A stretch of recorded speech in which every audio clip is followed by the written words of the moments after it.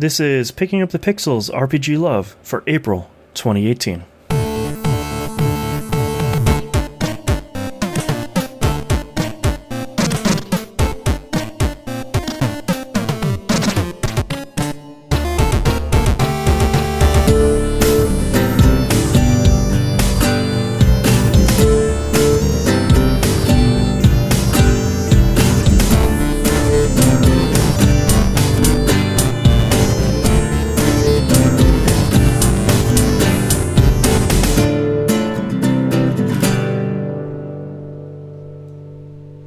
Welcome back to another episode of Picking Up the Pixels RPG Love. I'm your host, Boston. Joining me, as always, is Musum.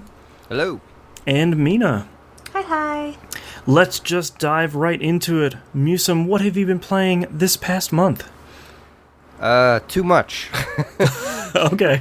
This has been one of those, I'm going to play this game all day and then play an entirely different game the next day. So I'll skip over the phone games for myself at least. The Bard's Tale 4 Alpha came out. There's no NDA on it. Like, they encourage everyone to stream it and things like that. It's like I kickstarted that game. I'm a huge Bard's Tale series fan. I have a lot of confidence in Xyle to deliver a new one. So I gave them a lot of money. Well, I feel like they've proven themselves. You know, we've talked about them a lot over the life of this show, and I feel like they've proven themselves time and time again, so they want to go make another Bard's Tale, like, yeah, sure, take a bunch of my money. Yeah, and I did give them less money than I did for my copy of Ni no Kuni 2, but... Okay. if you're playing along at home. If that frames anything. But right. Point being is I'm on a tier that gives me access to the alpha. So the alpha is a little 15-minute slice of the game.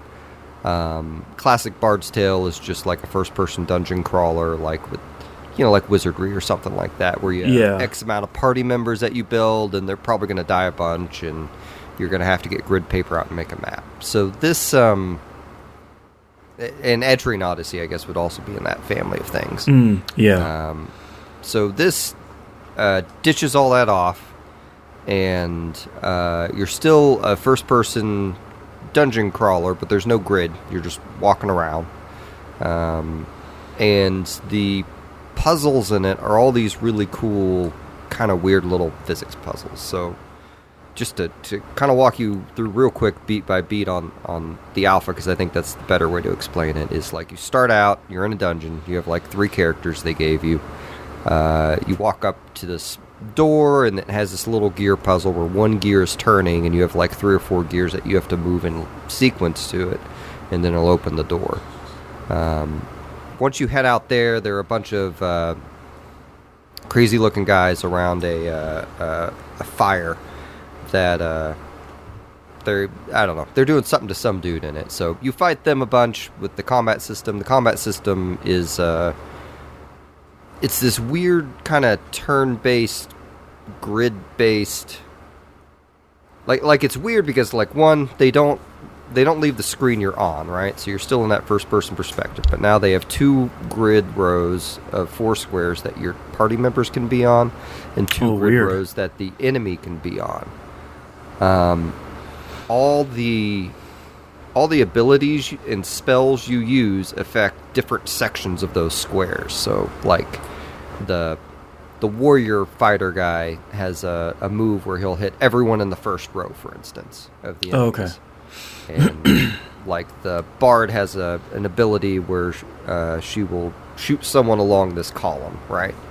So it's pretty simple. I think I'm making it sound way more complicated than it is. It's just weird because I haven't seen a game do this before, especially not in first person, because we've played lately. I don't know if you have Musum, but Mina and I played South Park Fractured But Whole, which uses a very similar system, but that's an isometric almost experience. This one, like, you do move your characters around it, but they're just kind of character portraits. And sure.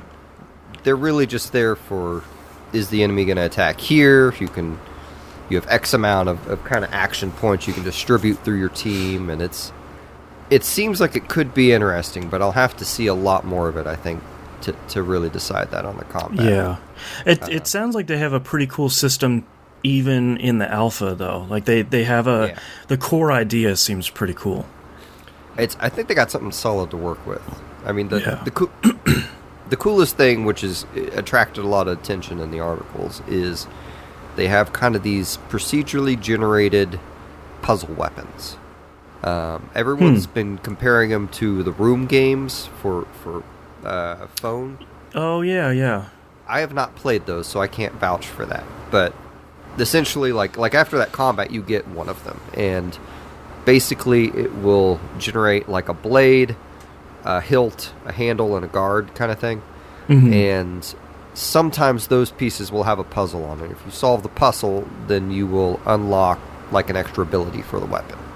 Oh, cool. So, like the first sword I got, I couldn't figure out how to make it work. The second time I played through, because the first time I played through, it crashed.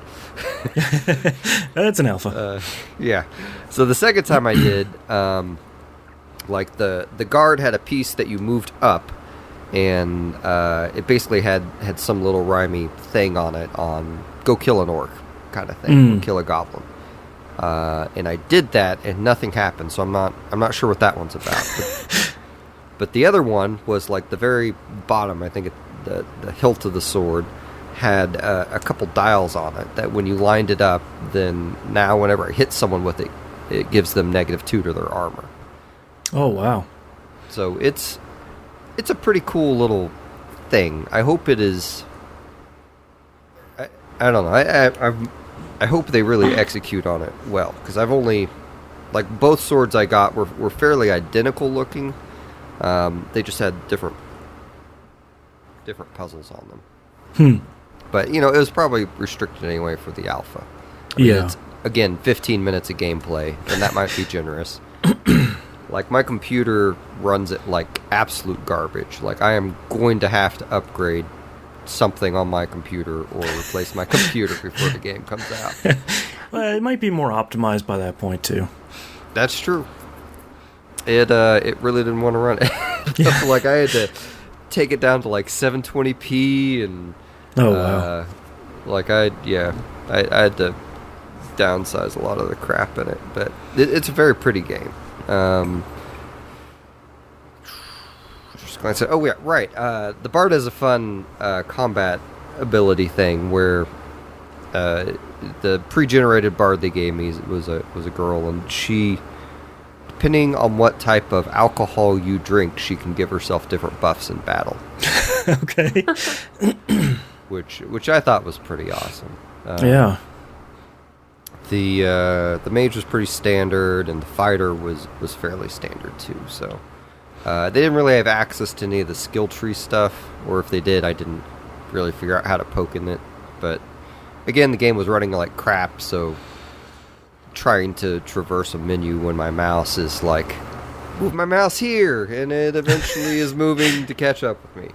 Like, I just didn't want to deal with that. So the music for the game is freaking phenomenal. Like, imagine the chick singing in the tavern in Dragon Age Inquisition, and then imagine that like magnified into more of a Scottish Irish kind of thing, and then imagine that as the soundtrack to an entire game.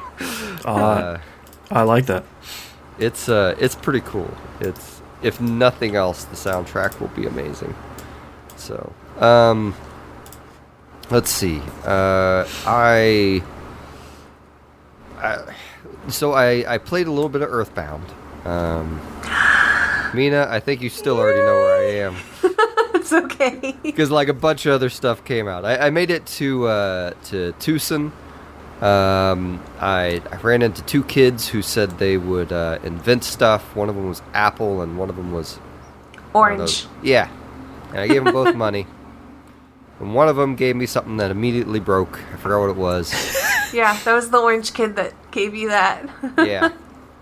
And it seemed like the Apple kid gave me something too, and I don't remember at this point. He probably gave you a phone, a receiver phone or something like that. Oh, yeah.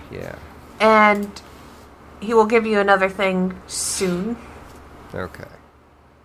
I got into a fight with some mushrooms, and afterwards one of them attached themselves to my head. Yeah, so how did that go? Well, the really weird part is I know it was supposed to mess with my directions, but on the initial screen I got it on, it wasn't doing that for some reason, and then I got to the next screen and it did.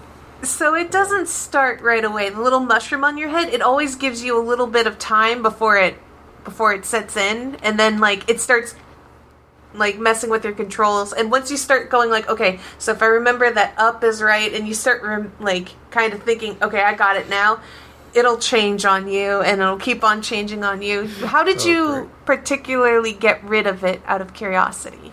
I found a man at the hospital who wanted to buy it. That's the best way to handle it. That was it.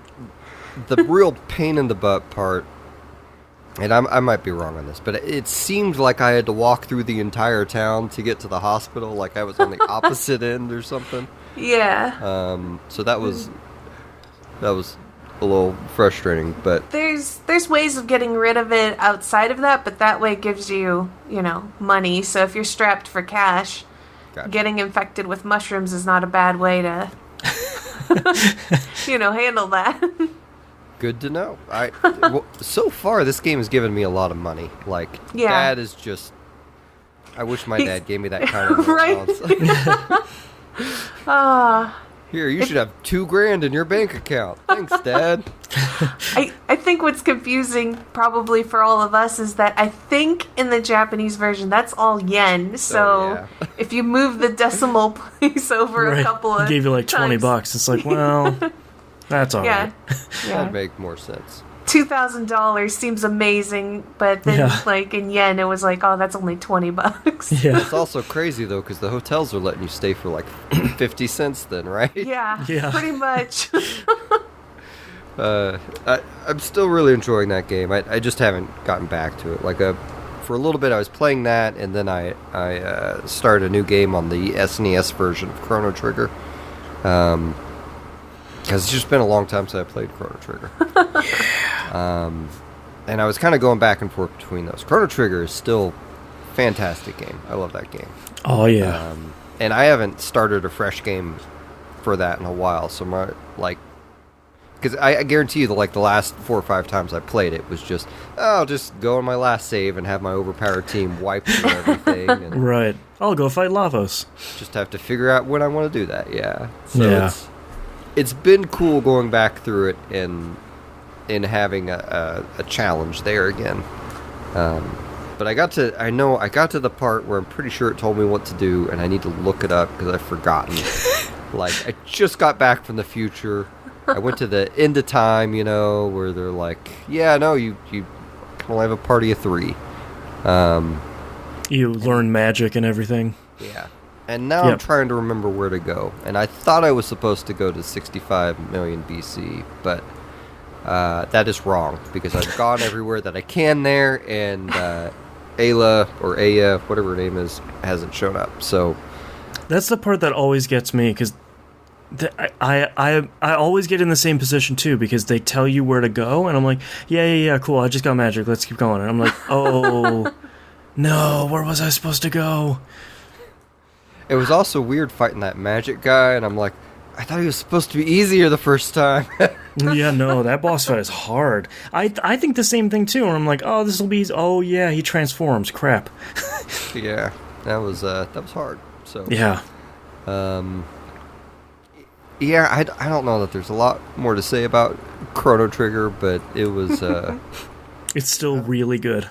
Yeah, it's been real nice. It's that original SNES version is good. Oh, right. Okay, so I now also have a clear idea of what I would want if they ever remade Chrono Trigger. Okay. I only want them to graphically remake Chrono Trigger. And I want the BlazBlue guys to work with the Dragon Ball Z artist guy. Oh, hello. And just make the entire game like those anime cutscenes that they made for the DS. Boy, that'd be all right. And then just, like, reorchestrate the soundtrack, and you're good. Yeah, I mean they've already done the reorchestration, haven't they? Isn't that a? I don't know if they've done all the tracks, but probably between like 30 different releases, they probably only have like 3 or 4 tracks left to go. So yeah. Whip those out real quick. But that's all I need. They don't need to mess with anything else. Maybe make that drinking contest in the Millennial Fair a little easier. Yes. I always skip it because you don't need it for the trial. It's like the only thing you don't need to do for the trial. And it's too hard. It's my thumb dies every single time. And Well, just wait until you have to do it in 65 million BC. Oh man, I forgot about that part too. I'm reminded of the Chrono Cross minigame with the dragons, where you have to feed the dragons by going back and forth. That's right. I remember the first time that. I did that, someone was like, "You can't possibly succeed without the thing that you get later on." And I still did it, but my fingers hurt really bad from doing that. You have to spam like crazy. You don't get to tell me no. It's like, tap, tap, tap, tap, tap, tap. Now I'm gonna have to do it. Yeah. Oh man. Yeah. So also while I was playing those games, like literally I was playing one.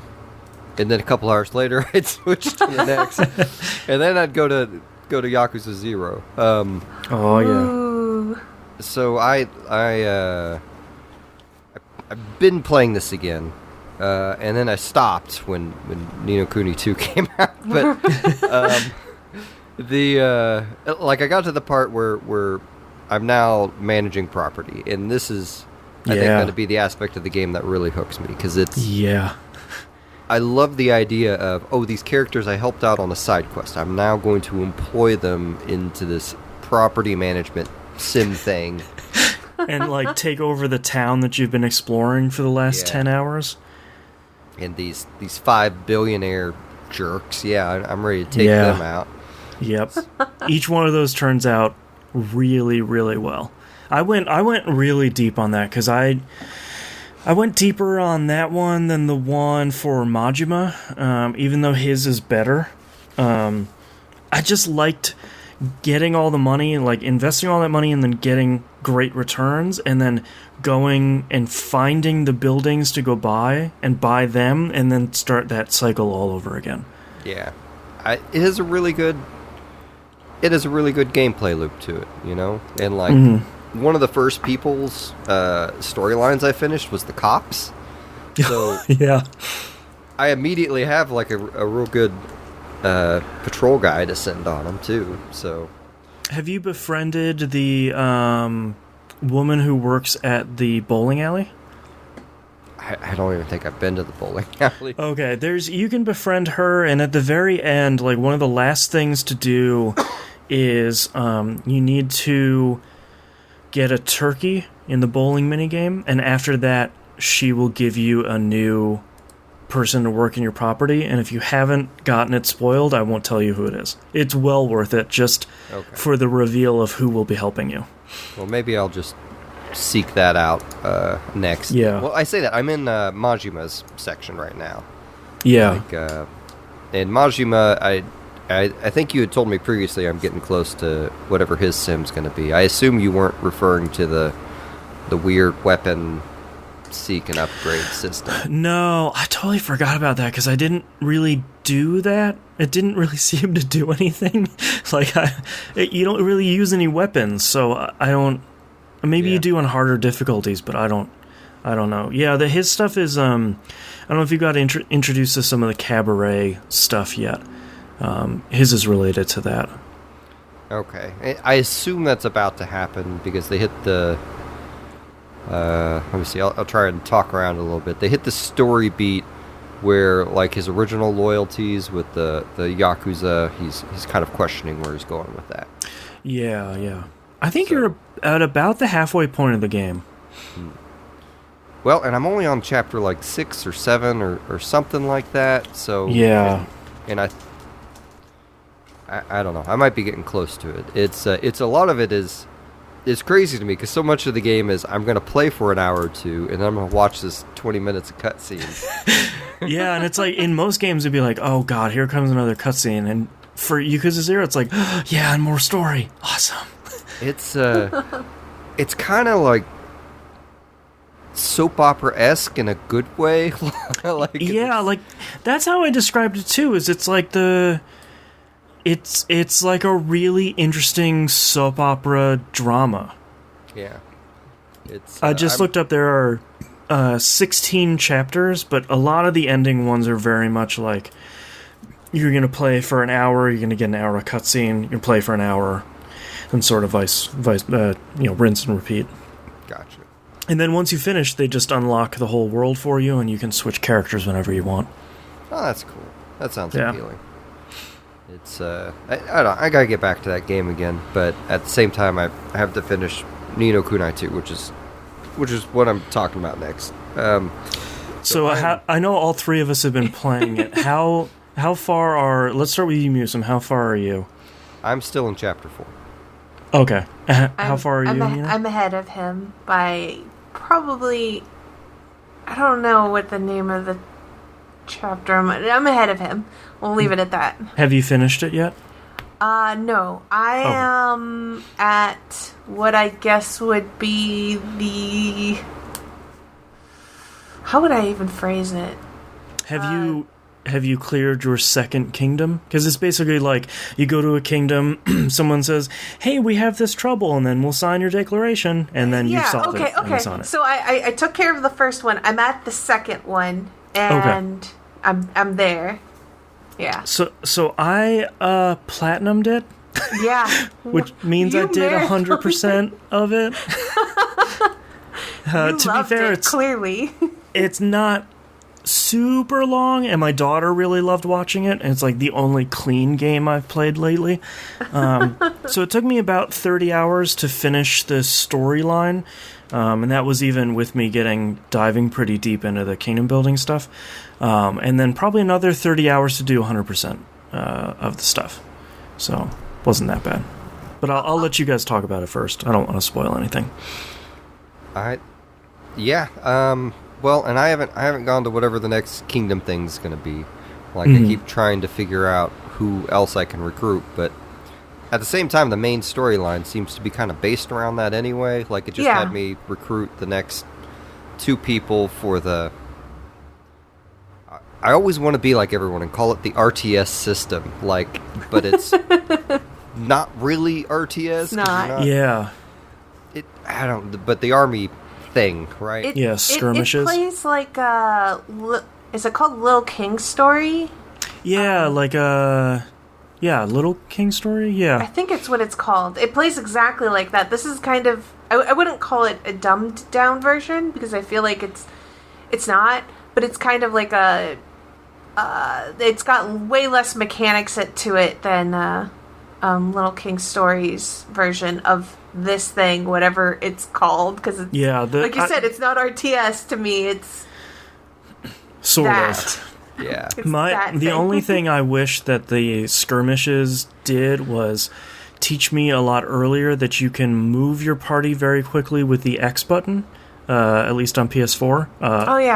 You can run away. I wish I had known that when I was fighting things that pop out of the ground. The X makes you move faster. The triangle button's the one thing that you can use once a time that, like, completely boosts all stats. Like, it's when your little bar fills, the circle bar. And then... Square, I think, calls the units back. I think so. Yeah. And I don't remember what circle does. They all do something specific, but I know that X makes them move fast, though, because I accidentally pressed that because I have a habit of hitting buttons. So I was like, oh, they move faster. I'm going to spam Skirmishes that. was pretty cool. That was my last trophy to get because they want you to do 50 individual skirmishes, which sort of sucks. And there are exactly 50 of them in the game. Oh, no. Yeah. Only one of them was really hard because it was very much a sprint to catch someone, which is the opposite of sort of what you want to do with that system. But I really like Ni no Kuni 2. I have seen the game get some criticism on, I would say, two fronts. One is that the storyline is sort of simple, but I kind of dig that because it's so nice. Like, everybody everybody wins. Like, even, in that first kingdom you go to, even the bad guy gets redemption and he wins too. Like, and so does King Evan and Roland. Like, it's just so nice that I feel like you sort of have to have a real dark black heart to be like, meh, this game, it's too sweet. Bleh. I think it gets way too much criticism for it not being exactly Ni no Kuni 1, right. And I don't like that. I think that it's very good and it stands up on its own, and it's a different game, and you shouldn't try and hold it to the first one's standards, because the first one had some problems, and this one has its own different problems, but I like them. Yeah, it's so crazy because so many people were like, I hated Ni no Kuni 1. I'm excited for the second one, and they're like, this isn't Ni no Kuni. It's just like, well, you hated the first. What's going on here? Yeah.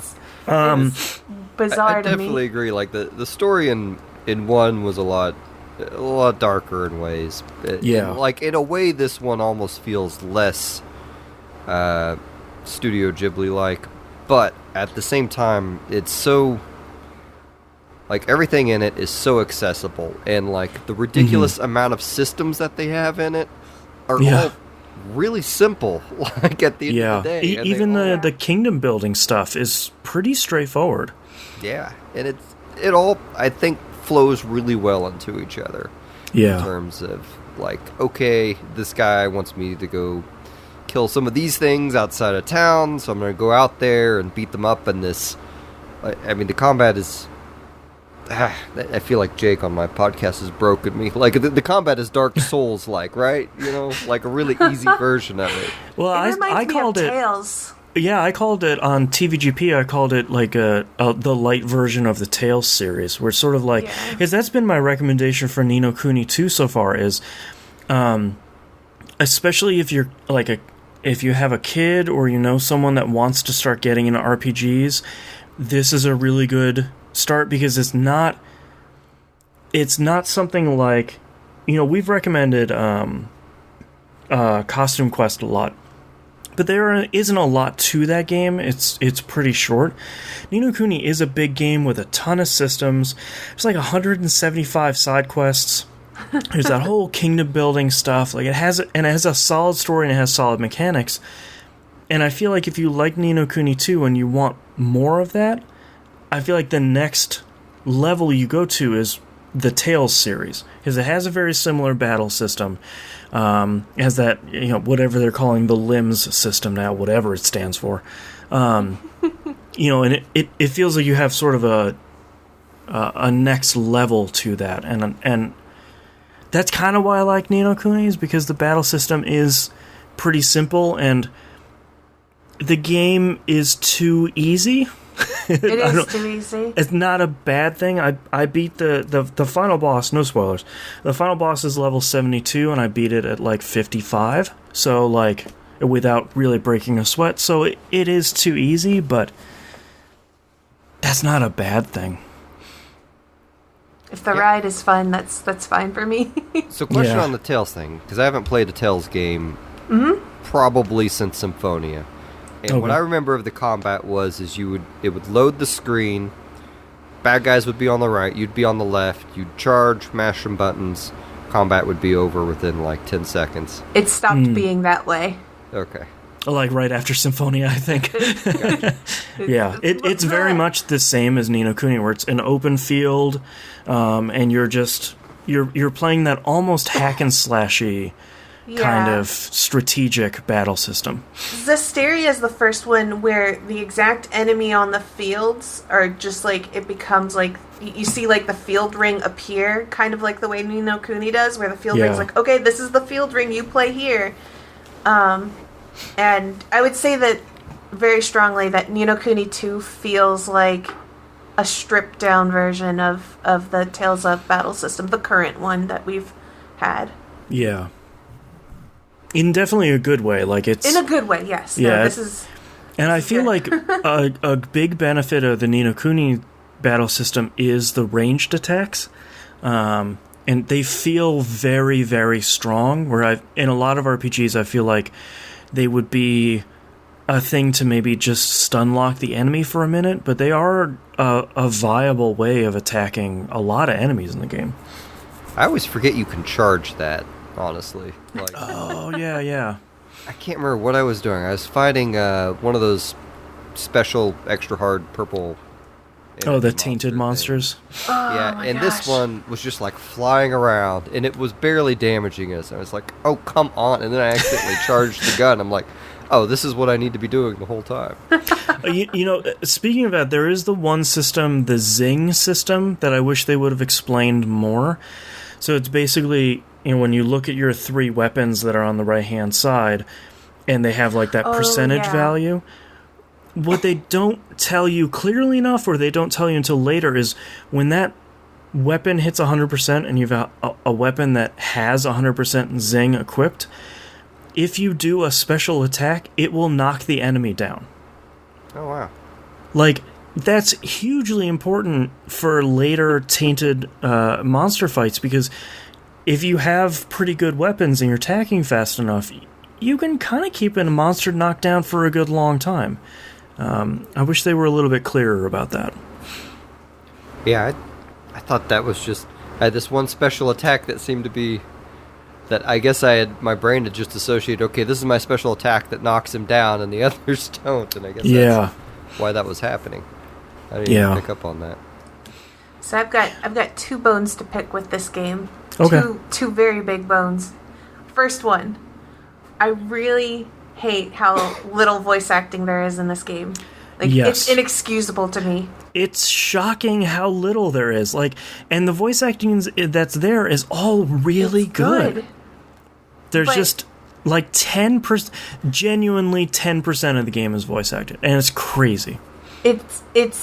I understand that there are times where you don't need to put voice acting, but I feel like whenever there's like pretty good conversations between the characters, like I feel like when it's going into this cutscene moment, like there's a cutscene moment, and I'm like, okay, we're totally about to get some voice acting here. There's 6 people standing around talking. All right, voice acting. And they'll just make grunt sounds, or just like say one word, or you'll get a out of Core, blimey. And it's like, come on, guys.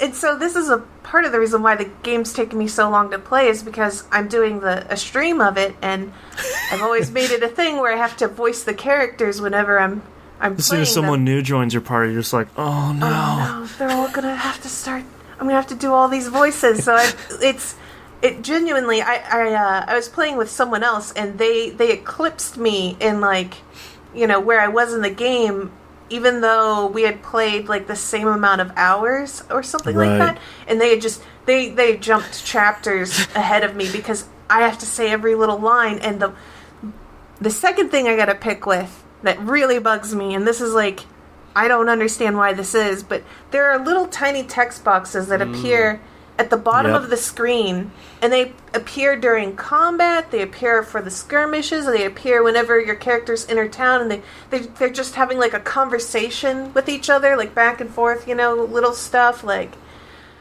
they will have like 4-5 sentences there, and it'll be up there for like 7 seconds, and then it's just gone, and they're on to the next one, and it's insane. I can barely read it, like, with my own eyes, just reading it to myself, you know, in my head, but trying to say it out loud, I might get the first sentence down, and it's gone. And I'm just like, well, I don't know, it's gone. So, like, where I play this game is a good, like, 10 feet away from my TV. Oh, is it too tiny to read? I have an incredibly difficult time to read it, and I don't know that I've finished reading a single one of these. Yeah, I don't think I did either. And some of them actually have like little lore bits about the place, and some of them are actually like, I wanted to read it. I was like, tell me more about your... Oh, it's gone. Tell me more about the water... No, never mind. well, and a lot of them, even during the skirmishes, like, there's... The majority of the time they pop up during the skirmishes. There's no reason that couldn't just be a prompt that you could click No, on to make. it's just gone. Because it's important, where it's like, oh my god, they're running over here to the southwest, and it's like, cool, and all you get through is they're running over, okay, it's gone. And I don't know, that's something that's bizarre to me, that somebody didn't just, like, observe that when they were playing and being like, I think that's scrolling a little too fast. Yeah. You know? I don't missed think half the game. So those two things, they irritate me a lot. Yeah. Probably more so than they should, because I guess the thing is I like so much about this game that those two things just really irk me. Well, I think when you look at everything else, like, it's outstandingly beautiful. Like, the graphics are incredible. The soundtrack is great. The sound effects are great. Like, a lot of the weapons you're picking up all get carried around by your character, and they all look different. Like, everything is really good. And then there's no voice acting. Like, it's like, you know, this game is like 95% of the way there, and then the voice acting is missing. It just seems like they poured so much money and heart and soul into this game, and then just forgot this part. It feels very strange to me. Yeah. And I think it's just because how little of the voice acting there is that just, like, sticks out like a real sore thumb. Mm-hmm. So it bugs me, because I think if it had, like, I think Persona balances that line of, like, real voices to just the dialogue prompts. Yeah. Where it's like, there's a cutscene happening, characters are talking, and then, like, you're back into the running around talking to NPCs, and there's no voice acting. Contrast this to, like, World of Final Fantasy, where every NPC is voiced, and every little dialogue that appears, no matter where it is, it's voiced. Yep. In a mind-blowing amount of work there. But I don't know. So those are the only two things that I really had to say. When you said this game was beautiful, that was the first thing I noticed. I'm not a person who, like, talks about seeing how many frames a game has. I don't really care if it's right. Anywhere between 20 and 30. It's like, whatever, I can deal with it. It's fine. Yeah, it works. It's all right. It's as long as it keeps a steady frame amount, like, it's not going to, like, jump all over the place and bug me, that's fine if it's stable. This game, I was blown away how pretty it was, and I even just kind of when I was on the overworld, I just spun the map around, and I was like, this is a gorgeous game, and it's running so lovely. And, like, the little chibi versions of the characters in the overworld are really cute, and then the game looks so good in both art styles that it's sort of crazy. I guess 3 art styles, because it looks different in the battle system too. Yep. And the biggest reason why I noticed that was because I also got Final Fantasy 15, and both games I had, like, the graphics cranked up, and my computer just could not handle 15. Oh, wow. So I had to drop 15 down, and I didn't really have to drop Kuni down, and just the comparison of, like, this game's really pretty, but this game's pretty, and it's operating at, like, 60 frames, and I'm just like, oh my god, it's so gorgeous. Yeah. So I wonder what engine this was made on. Oh, sorry, go ahead, Mason. I keep forgetting it came out for PC, because I picked it up for PS4, and I don't know if I would have picked it up for PC had I consciously realized that, because as I said, my PC was choking on that Bard's Tale Alpha. Yeah. But, like, one of the things that really impressed me, like, I guess graphically and just design-wise, is, like, the first big city you get to, the gambling city. Like, I remember getting into it and thinking, okay, this is the main screen of it, and where I'm just going to go over to this other area, and that's going to be the extent of this town. And no, the place is huge, and, like, all of the NPCs in it that don't necessarily matter, that are just there to provide atmosphere, like, all look, I mean, there are some repeats, but for the most part, they all seem like they're different. Mm-hmm. Like, you feel like you were seeing this, I don't want to use the phrase lived in, like I do, but I don't. Like, because it feels like an actual city with people living in it, but it isn't lived in, whereas people will describe Metro 2033 as lived in, because everything's trashy and living together and you can find the bathroom. Like, that doesn't apply here, obviously, but... And Goldpaw has the dubious quality of every character in the town and every character of the dog race, their name is a pun. I don't know if you guys have noticed that yet. But I did catch it. I think the one that I really liked was the one that was Fido or something like that. My favorite one is Minty. Oh yeah, Minty! Minty, I think I used Minty in my skirmish till about the end of the game. Yeah, Minty. I forgot about that. I just got Minty. Because he's the... Or he or she, I don't remember who's She. who. Okay, Yeah, so I think it's a woman. She's the warrior that you pick up as your 4th unit, right? In the I think so, I yeah. believe so, yeah. Okay. So, Man. yeah, that library quest struck me as very like Miyazaki. Yeah. You know what's crazy is there's no Ghibli involvement really for this. Yeah. No, there's like one designer that works for Ghibli that worked for this, but it's still very much takes... It looks like it, yeah. Yeah, like it has very much the same DNA as the first one did. Even, it's not a spoiler, you start out in Ding Dong Dell, which was one of the main cities from the first game, and it's kind of fun being in that city again at the beginning and being like, wow, this looks so much better. Oh, man. They did get the same soundtrack guy, though. They did. Joe Hisashi, I think his last name is. Who I didn't even realize works for Ghibli.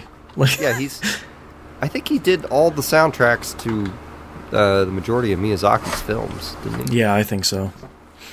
I want to put out some recommendations here for anyone that is going to go for the Platinum. I would really recommend it because it requires you to do 100% of the game, and I think the vast majority of that stuff is really good. Number one is there's a trophy for amassing 500,000 guilders at once. You'll do that by the end of the game. You just can't buy anything, which is fine because the game just dumps equipment on you throughout the entire thing. The other thing is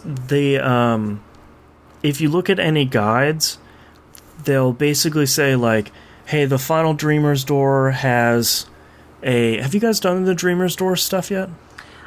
I did the first one that the game... Okay. I did the first one, and I found the second one, but I was really worried the difficulty would spike up, so I haven't tried the second one yet. Okay. Yeah, I'm the same way. Yeah, the difficulties aren't too bad. If you die in there, it just boots you out, and you don't lose anything. So you can... That's one thing I really liked about this game, is like, when you go to fight the tainted monsters, if you lose, the game says load your last save, but what they really mean is, we're just going to boot you back out to when you're standing right next to the monster and you don't lose anything. I thought that was really great. A lot of guides will tell you the final boss of the last Dreamer's Door is level 95, and you should be like 95 or 96, and you just need to grind the final boss for 6 hours to do... You don't need to do any of that. I beat it at like level 72, and it was super easy. If you level up your kingdom enough, you can make such incredible weapons and armor that you blow through that final Dreamer's Door pretty quickly. So, and you should do the kingdom stuff because it's all really great. That's the stuff I'm definitely most interested in. Like, it has almost the same feedback loop as Yakuza 0. Yeah, exactly. Go do this quest, help this person out, and they're going to join your kingdom. And I know I need to be moving my guys around between buildings and things, but I really just like leaving the people at whatever their specialty is at that place. So I actually recommend one of the things I liked about the kingdom stuff is I really liked how clear it was where it says this person is best suited for this building. If you look at the building, you say, well, these people are suitable for this building. It has the little star next to them. Mm-hmm. I'd actually recommend there are 100 people in the game that you can recruit. If you find someone that's suitable for a building, just leave them there. Because your kingdom sort of expands as the number of people you get expands. So you don't really need to move people around, you're going to find enough people to fill those slots as time goes on. As I started that and I was like micromanaging too much, and it's like, this is... I'm losing track of who lives where, and these people are just going to stay where they're at. Unless, like, the only time that's different is when you build a building and you research everything there, and you unlock another building that has, like, the next set of research. I take all those people and move them to the next one once I've researched. But that's pretty straightforward. Yeah, I've been trying to minimize it. Did you guys mess with the higgledy stuff much? So you could totally ignore the higgledies if you wanted to. I used the same 4 I got at the beginning throughout 100% of the game I played. I've switched mine up a little bit. There's like there's different elements. There's one that I got that's a fire elemental, but operates kind of like the first higgledy that you got, the one with the cannon. Yeah, the white one. Yeah, except I got a fire element one of that one. And I like him a lot. I don't know why I like him a lot, but I do. Maybe it's because I like feeding him his favorite food is like maybe something really easy to feed or something like that. I don't remember. So, the only thing even messed with feeding him. Yeah, you can do it the higgledy place in your kingdom to level them up, but the only thing I would really recommend that I did too late is I would find a healer in each of the 4 slots and level them up as high as you can, and at that point you kind of become unstoppable, not in a bad way, but they do such a good job of healing your party members for you that as long as they don't all get knocked out of the battlefield, which is pretty hard to do, you're going to be pretty good. And it stops you from having to do the micromanaging of like, all right, well, I only have 3 Soraways in this battle, so I need to make sure I save them. You know, they do all that stuff for you. Yeah, I've been, like, it really bothers me when I find a higgledy stone and I don't have whatever I need to recruit them. Yeah. Because I know I am just not going to remember where it is later. Yep. I had to look up a list because I needed, I think there were like 35 or something, and by the end of the game I had like 7. And I was like, okay, well, I need to look up a list because I don't remember where any of them were. Yeah, I figured I'll just try and remember where some of them are, and if I get to platinuming this game or whatever, I'll just pull open a guide and be like, all right, let's go do these. The only thing I wish some guide writers were better about is like, a lot of them were good saying like, there are 3 in this area, and then very quickly be like, it's in this area, and feed them this. It's just like, no, I don't want to know. Like, I want to go solve the riddle myself. I have all the items. I just want to figure out which one is which. Grrr. So there's a certain character in a, what do they call it? The Higgledy. It's a location in the world that you go where it's like a Higgledies. Oh, yeah. I the need creepy a minor dude. spoiler. I'm talking around it. Yeah. Does he join your kingdom? No, sadly. Well, thankfully, probably because he's super creepy. But you can trade your pebbles to. You can trade your pebbles to him for permanent stat upgrade candies, which is great. Yeah. Okay. I traded pebbles a couple times with him, and then I guess that would have been my next question too. Is he the only person to trade pebbles to? Is this a currency for someone else? No, he's the only one that does anything. Those are one of the bigger pieces of advice I can give you for the game is don't sell anything. I think you can keep up to like 450 items of each type, including like weapons and armor and everything. You'll need all the items you pick up for either like the Swift solutions, you know, for some of those quests, or just some recruitment quests. But yeah, he's the only one that takes pebbles. Otherwise, they're useless. There's so much stuff in this game. Yeah, it's so good. It's crazy. Ni no Kuni 2 is great. It's crazy to me that they stuffed this many systems in a game and made it work. Like, I think that's its biggest claim to fame for me is have 6 or 7 completely different systems. Oh, now you're playing an RTS. It's like, wait, what?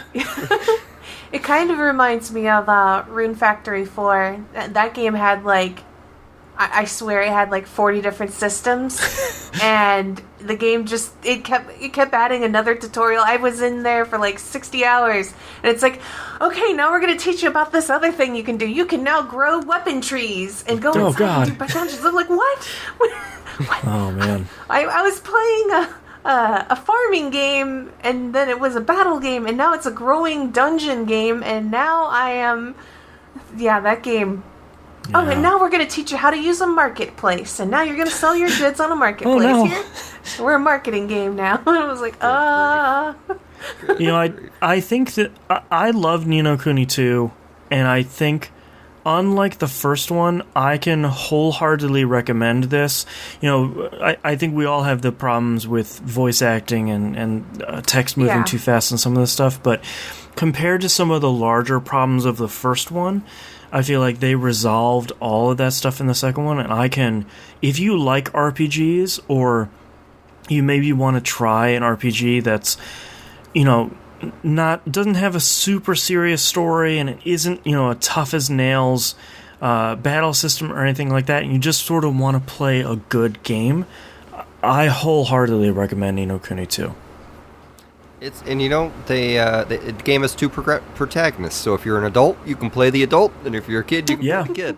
Yeah, I played as Roland the whole game because Roland is pretty cool. He's got one of my favorite parts in the game is like when you start off at the beginning and they teach you about the whatever that ring is that you stick all your weapons into. Yeah. And Roland sheepishly is like, "Yeah, but I have this gun." And the lady was like, "Yeah, that's not a problem. Just put it in the ring, dude. Whatever. It gives you ammo." And I was like, He's awesome. Like, what? I thought they'd be like, "What is this fire stick?" And they were like, "No, man, it's a gun. Whatever. We got those. Just put it in the stupid ring." It's so good. Go play Ni no Kuni 2. It's really great. It's good. That's a pretty good game. So that's all I've been playing. So, Mina, what you got? All right. So I already brought up Ni no Kuni 2, and I've also been playing Final Fantasy 15, but not that much. I'm just going through it, and the game looks gorgeous on PC, as it should. So I do have one question for you. Okay. I tried to play this on PS4 again, because I figured, well, now that we're in the DLC lull for about a year, is the frame rate pretty solid? Because I can't play it on PS4 without giving me a headache, because the frame rate's all over the place. The frame rate is pretty dang solid on the PC. Okay. I have a theory. It's unsubstantiated, so don't. Mina's don't theory corner. This is my theory. They have done a really bad job with all the other ports that have released lately, because everybody who was like supposed to be making ports was on 15 staff. All the top staff. Like they were like, who's the best one at porting stuff? Okay, you're all on this team. Yeah. The rest of you are schlepped over there to go do the other ports. Ever since Nier Automata's port was not 100%. So you know what's crazy is like this is sorry to talk over your time real quick on Xenogears Chronicles 2. It's not Xeno. What the heck is that game called? Xenoblade. Xenoblade. There we go. I was like, but that doesn't sound right. But I know what the title is.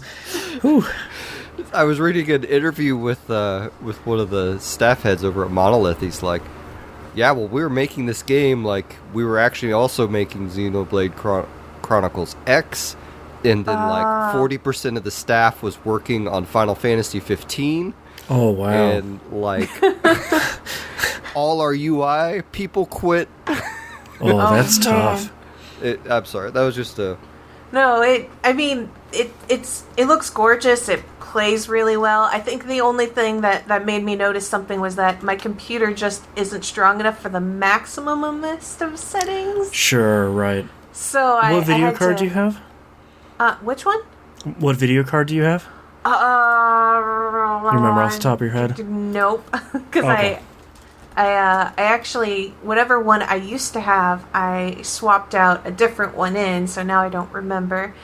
I'm definitely not working with like a Titan or anything like that, or right. I'll have or the to one check with all the bitcoins. I'll have to run the They've got a benchmark. Yeah, I'll have to run the benchmark on my PC and see how it runs, because I have like a 1060 in my machine, and I hope that would do all right. I'll be honest. The difference between like the max settings to like the settings that I went to, I guess I forget what it's like, high and highest or something like that. Whatever one was the step down that lowered everything by, whatever notches.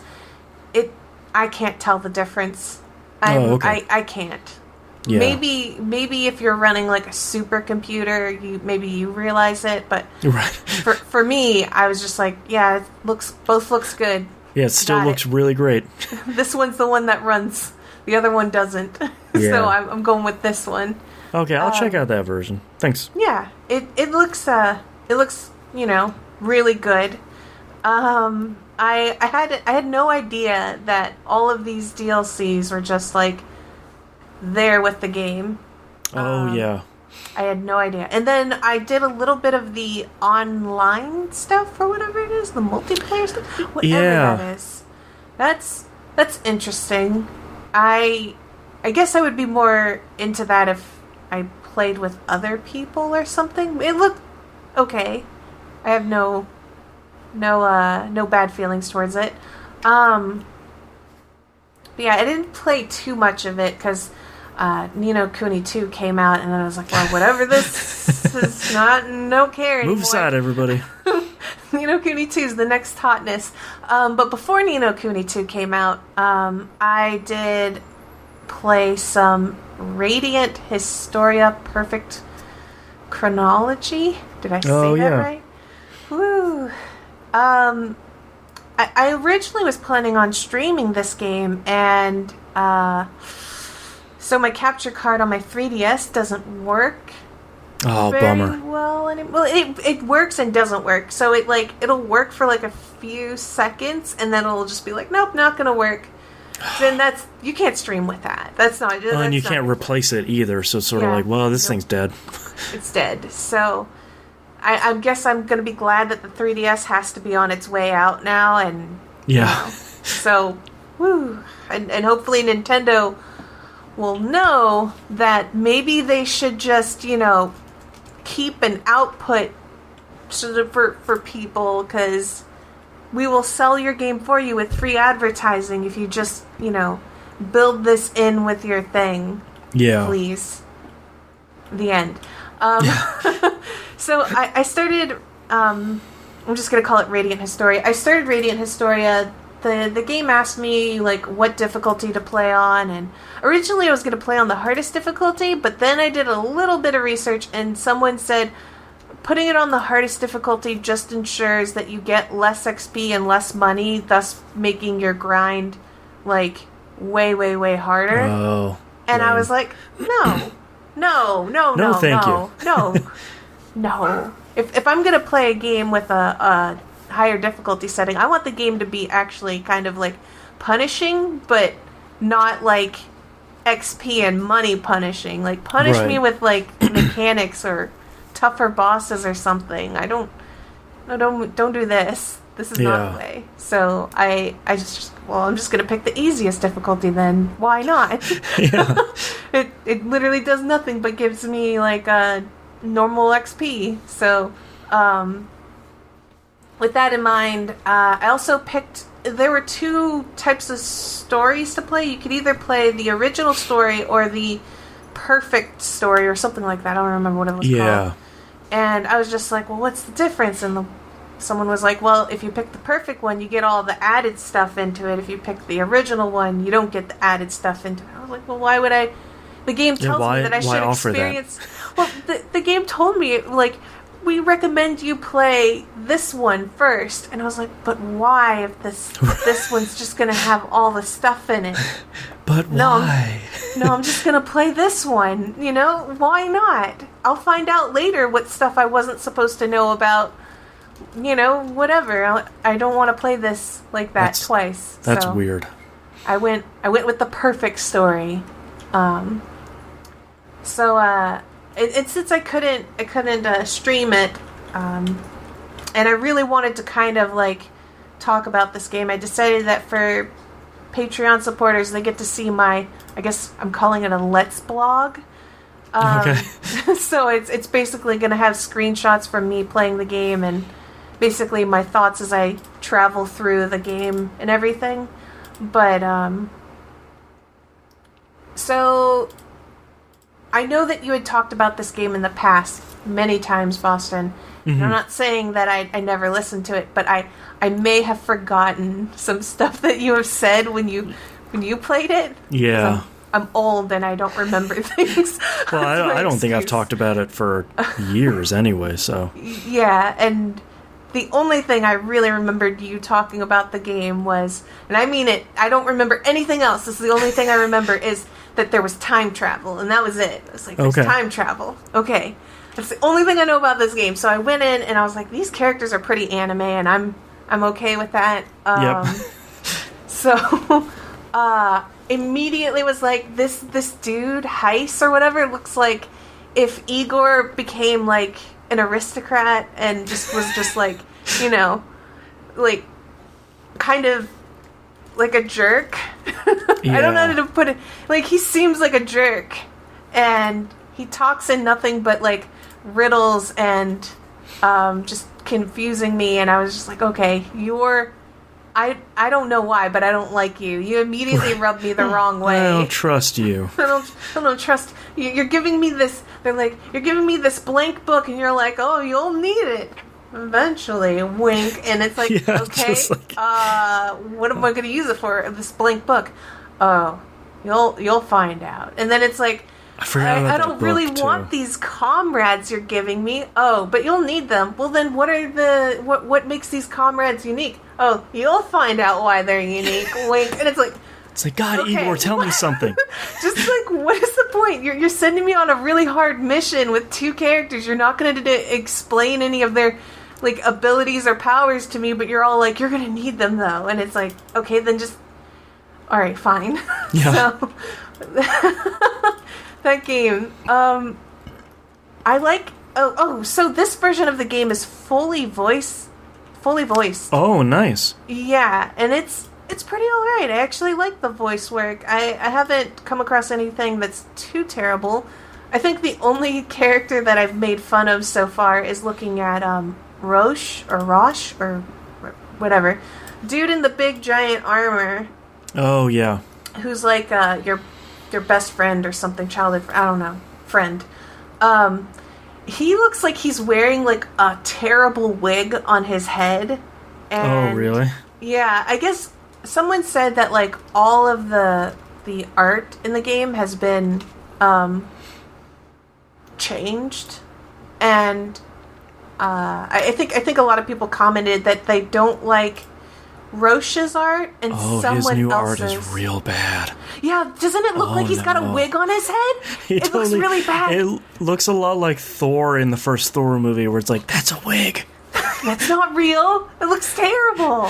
Someone put a real big wig on him. And no, that's real. His art, huge. His original art was really good. Because who drew the original art?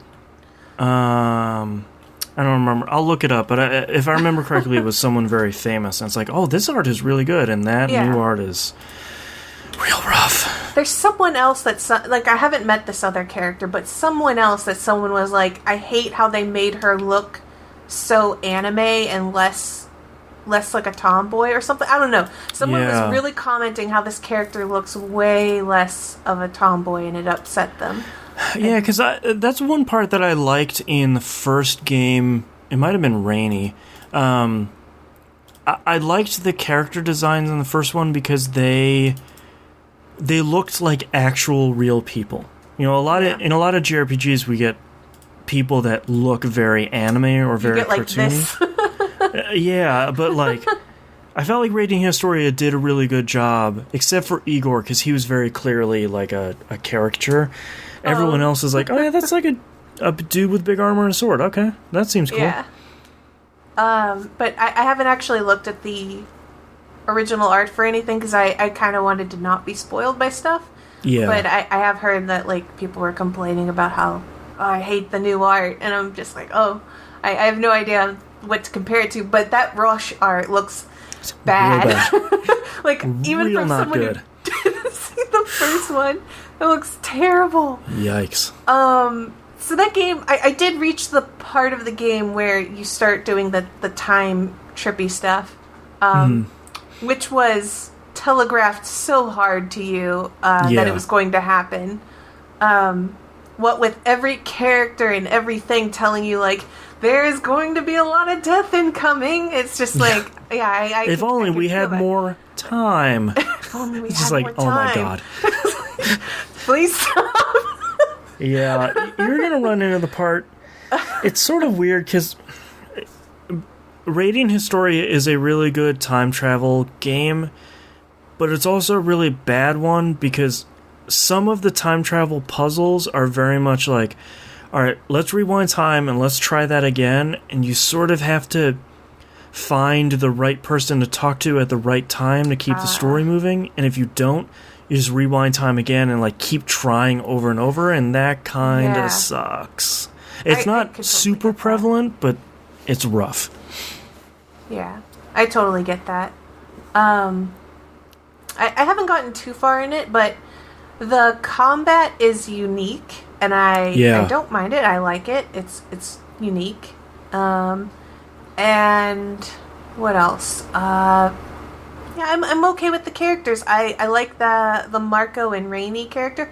Rainey's outfit is ridiculous. I have no idea how that's being held up by magic. A full-on JRPG lady outfit where it's like, oh, that's not not real. You can't do that without some straps there. That's just impossible. Yeah. I'm just gonna say, man, you're just asking for a malfunction, right? But like there have been like a ton of tropes. Oh, I did hit the part of the game where I laughed so hard I had to set the game down because I'm sure it wasn't meant to be something to laugh at. But they call what's happening to the world a desertification or something. Desertification. Yeah, the desertification. Whatever. Yeah, that thing. And I hit the part, I don't want to spoil it because it was such a moment for me, but I hit the part of the game where like you truly got to kind of understand how bad the desertification is. Yeah. I was thinking like, oh, it's turning all, like the land's losing all the water and stuff, and like there's, you know, what I think normal sensible people would have been like, oh, we're running out of water and plant life and stuff. And then something happens and they're like, oh my god. And and I just have this moment where I'm like, wait, that's what's happening? That is both funny and serious at the same time. Yeah. Like, what? I don't want to spoil it because it really is a moment that just... it is a pretty big reveal, but it's sort of like, oh, this is actually quite serious. Okay. Yeah, it's like, oh, that's what you meant. This is bad. This is not good for people. Yeah. And of course the game immediately did something that I hate so much, and that showed me like a treasure chest that it couldn't reach. Oh, like, yeah. Oh, God, are we gonna do this? So... Yeah. Oh, right. Originally I did play this on the hardest difficulty, and then I tuned it back because I was like, oh, what's the point? But when I played it on the hardest difficulty, I tried to go one route because I assumed that based on what my character... Because your character gets a premonitions pretty early on, so I don't feel like that's a spoiler, but your character gets like this premonition of something happening, and I was like, I bet that happens if I go that route, so I'm going to go this route. Oh, right. Because I was just like, I bet that's what happened. So I went that route against my better judgment because I didn't want to. And when I went that route, you had to do this solo fight with just your character alone, and I got my butt handed to me because that character just... That fight seemed so impossible, and I couldn't imagine... Like, I don't know how someone would do that on the hardest difficulty. You'd have to grind for a long time, I assume. Yeah, I feel like you would just have to grind that out. Yeah. So, I don't want to spoil anything really about the... Oh, I did meet, I guess, the new character that you get from this version of the game. I don't know if she existed at all in the original, but she's like a scholarly mage lady who wears a white outfit and it doesn't sound familiar. Okay, she speaks in kind of riddles as well. She calls you out on using or messing with some sort of magic or powers that you shouldn't be, or something like that. She tries to accuse you of you doing it, and your character tries to play dumb, and she's like, you can't play dumb with me. I know what you're doing. And your character continues to play dumb, and she gets kind of really upset with you with like, all right, you're gonna play dumb like that, but I know you did it. And then she just kind of saunters off. So I don't know. I think I've been told that she's new, and that she comes to join your party, but yeah, that's all I can really say about Radiant Historia. I'm enjoying it. It's pretty good. And let's see, what else have I played? Secret of Mana. You still playing the remake version? Yeah. Oh, I thought this was the original, because I thought you'd written the remake off. No, I continue to play the remake.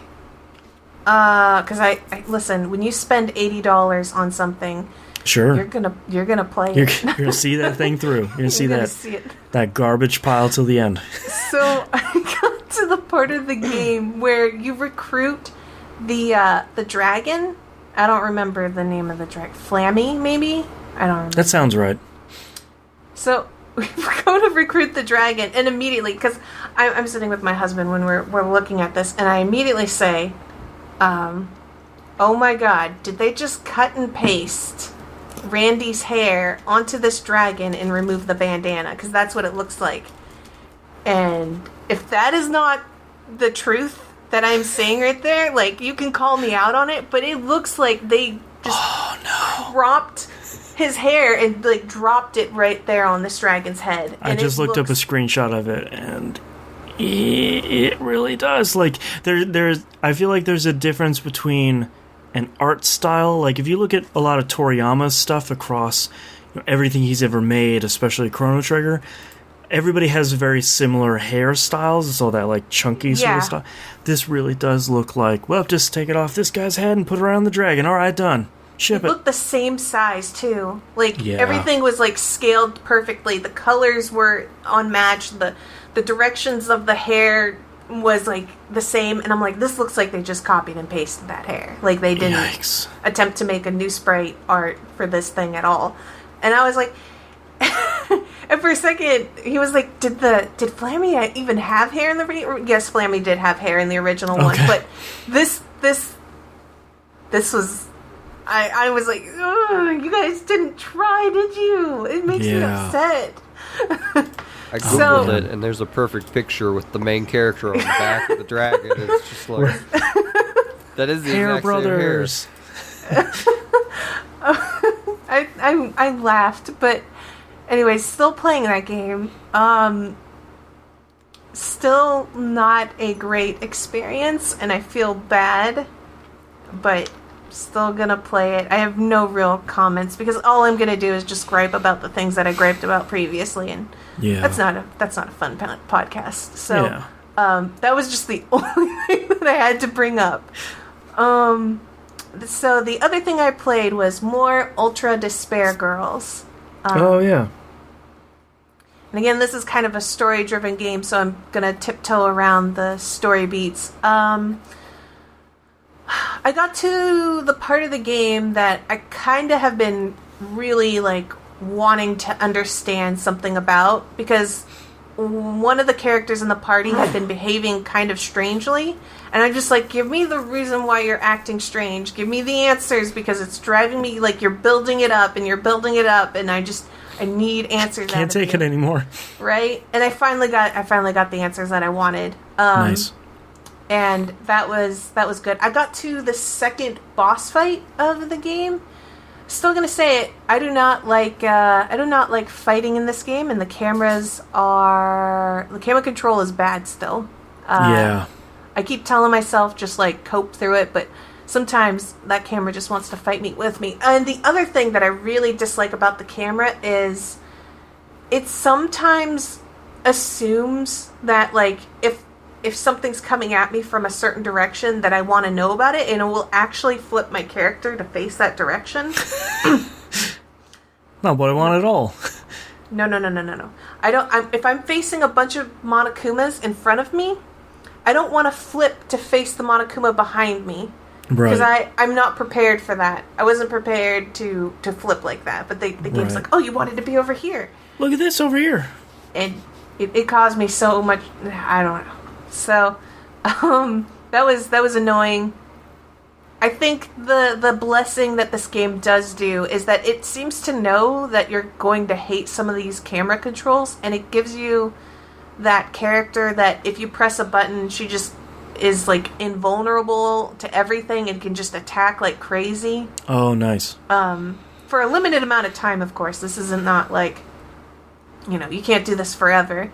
But it's really nice that when things go awry and I'm just like, just let me just win this so that we can move on because the game screwed me on something. It's good to press that button and just resolve everything without having to fuss.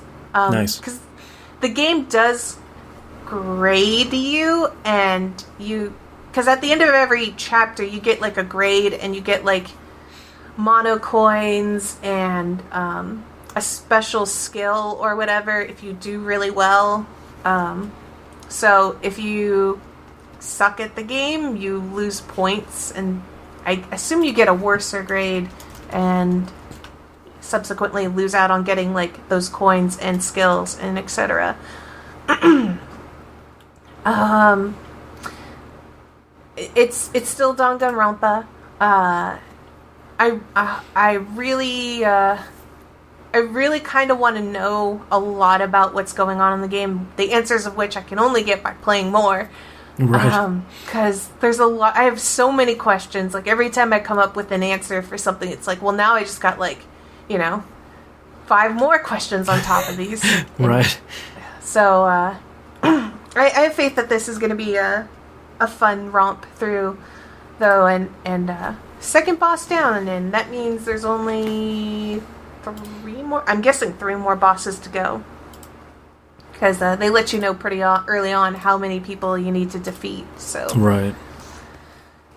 So I guess maybe I might be 2/5 of the way, maybe, unless this game goes into like overtime at the end or something. It probably does. It probably does. Knowing the series, probably, yeah. I'm probably like maybe 1/5 of the way, actually. Right.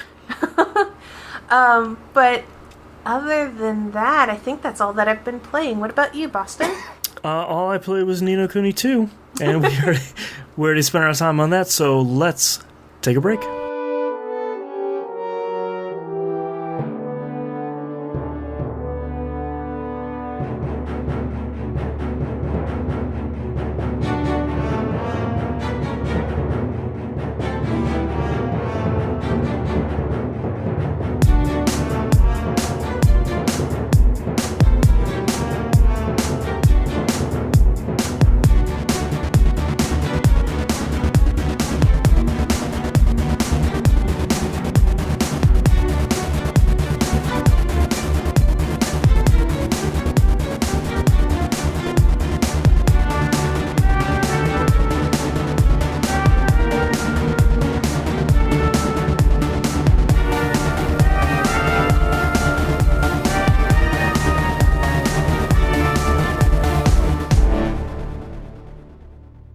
Let's talk RPG releases for April 2018. Ys Origin coming out for Xbox One on the 11th. I think this is the last platform for this to come out on. So if you've maybe been waiting for another remake of the first Ys, then you're ready to go on the Xbox One. I'm super excited, and this is way sooner than I thought. Yakuza 6, The Song of Life on PS4 on the 17th. Oh, I'm going to dive deep into this one, because every time they show it off, they're like, hey, by the way, you get to recruit all these people in your gang, and then they get to fight against other gangs and control territories. I'm like, oh, no. And they're like, hey, awesome. How about that same system, but you're managing a baseball team? And I'm like, oh, no. How about you play what was it? Virtua Fighter 6 with full online support. And I'm like, oh no. Why? So, yeah. If you want to know what I'm going to talk about next month, it's probably just going to be just that. I look forward to 10 years down the line when they re-release Yakuza 6, or they release like Yakuza 12, and they're like, you can play Yakuza 6 inside Yakuza 12 Right. and play the Virtual Fighter 6 and get online.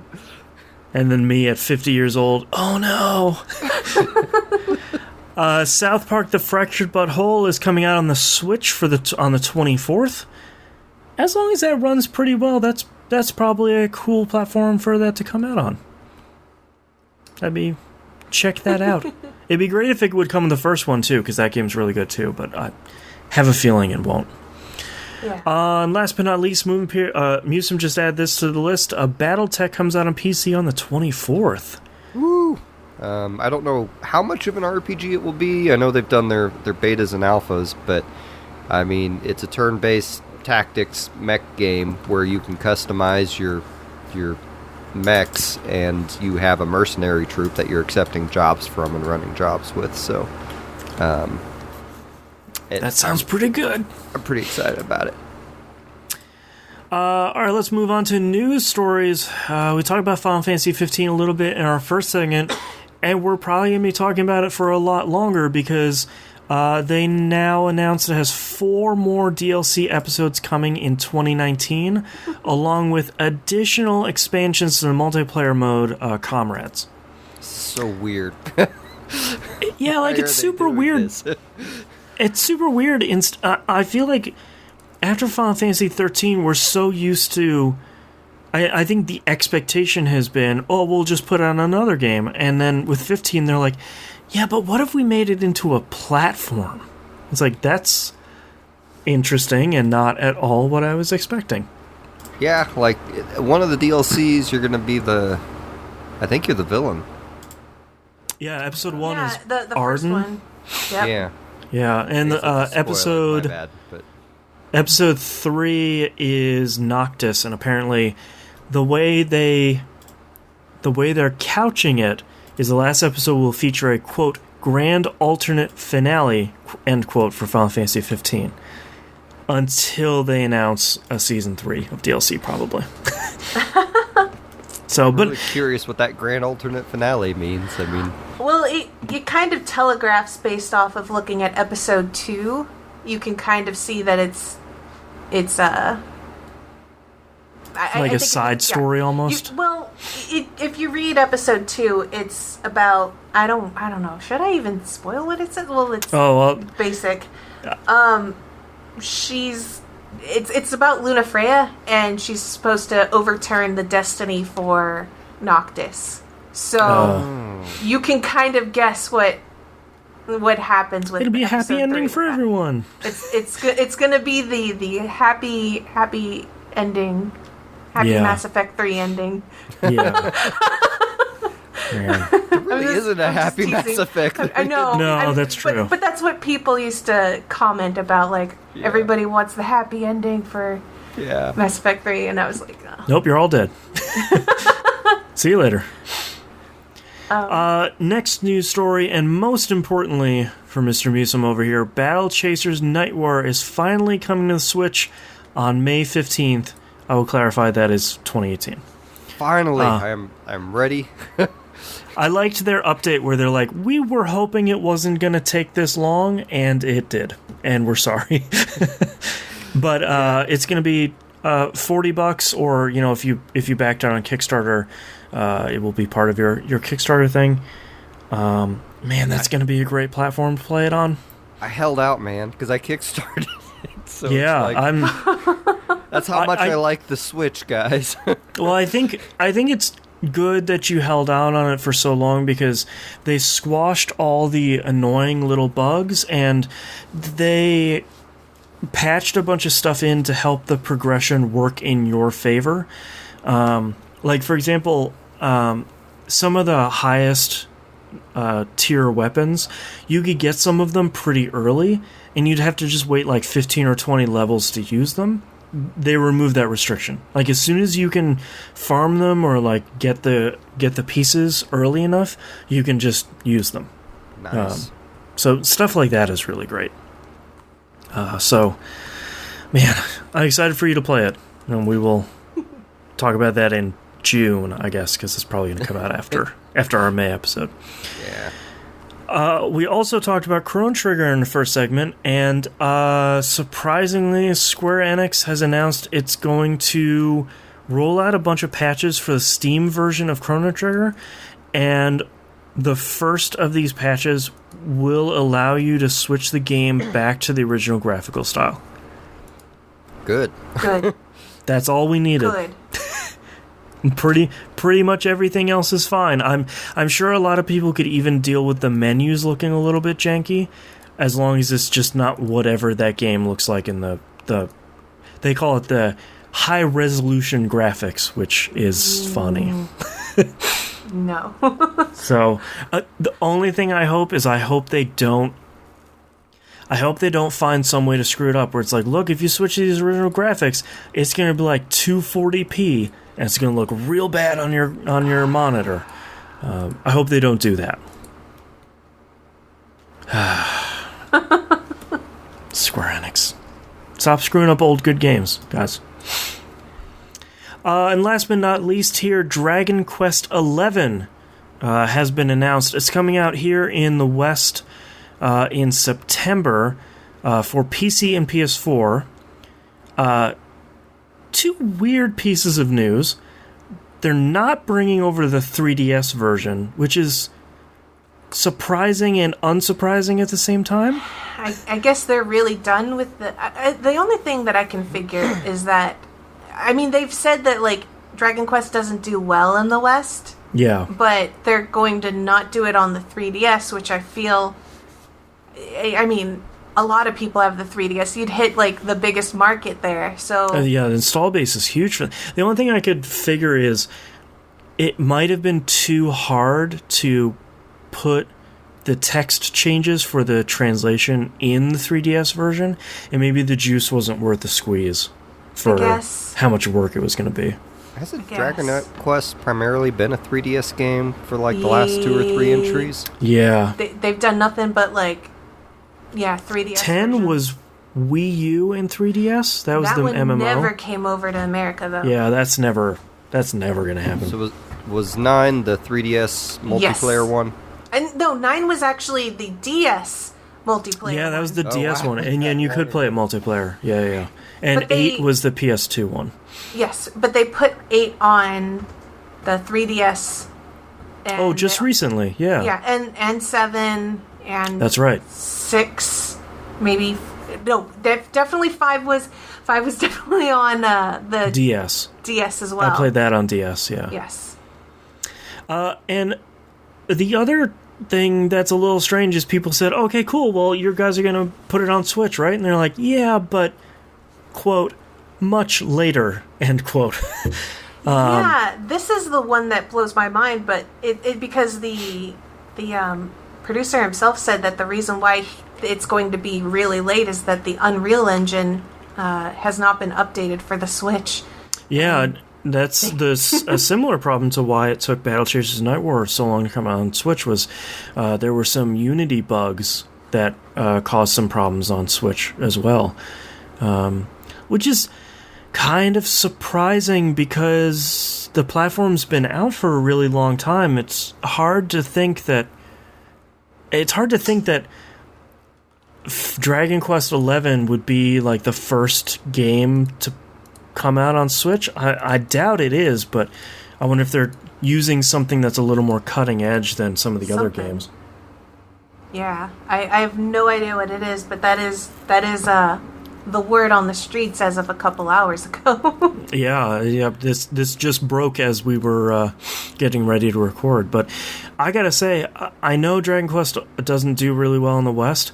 I'm super pumped for Dragon Quest XI. Like, I feel like we got Ni no Kuni 2 this year, and that was really good. And, you know, I feel like at the end of the year, I'll probably be hungry for another kind of traditional JRPG. And Dragon Quest 11 is probably going to be really good. They're usually I'm really excited. good. Yeah, I'm excited. The last one, 9, was super good to me, and 5 being one of my top 10 favorite RPGs. 5 is so good. That's Hand of the Heavenly Bride, right? Yes. That one is so good. That one's so good on every point. It's on my top 10, and may it be immortalized there. Yeah. And 8 was really good too. That was one of Level 5's original hits, developers of Ni no Kuni 2. Yep. They knocked it out of the park on that one. Level 5 also did Rune Factory 4. Really? And the Dark Cloud series. Yeah. They've been prolific for a real long time. There's motorcycles out there. They also did that. Wait a minute. They did that. They did that one with the 3DS with the Kira Toriyama artwork. What was it? The one with it was so cute. Fantasy Life? Is it something like that? Oh, I'm gonna look it up here. Oh, I think it. Oh yeah, what is. was that called? They did the Yokai series, which unfortunately didn't really do anything. They did the Layton games. Fantasy Life, yep. Yokai's more amazing over in Japan land. They like it more over there. Yeah. Oh, they've also done Inazuma 11. Wow. Boy, they've done a lot of stuff. They've been working hard. Jeez. Good job, Level 5. Alright, well, that's our episode for this month. Thank you very much, everyone, for watching. It gives me, crazy lighting. If you'd like to visit us, you can do so at pickingupthepixels.com. All the links to all the stuff are on the right-hand side of the page. And become a patron, patreon.com/E1M1 for all the cool behind-the-scenes stuff. Musum, where can we find you?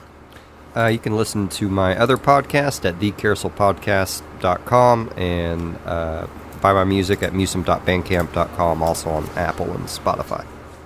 And Mina, how about you? You can find me on YouTube and Twitch under Mina KO Rocket. And Boston? You can find this show and all the other E1M1 shows at e1m1.com. Thank you very much, everyone, for listening. And thank you, Musum and Mina, for joining me on this episode yet again. Pleasure as always. Thank you. And our adventure continues next month.